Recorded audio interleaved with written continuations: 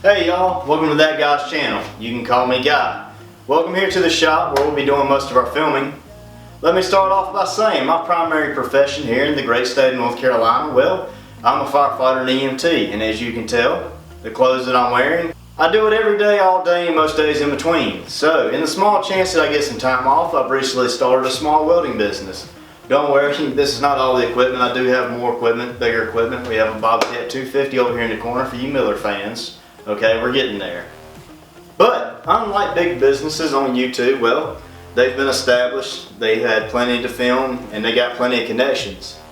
This here's a small business.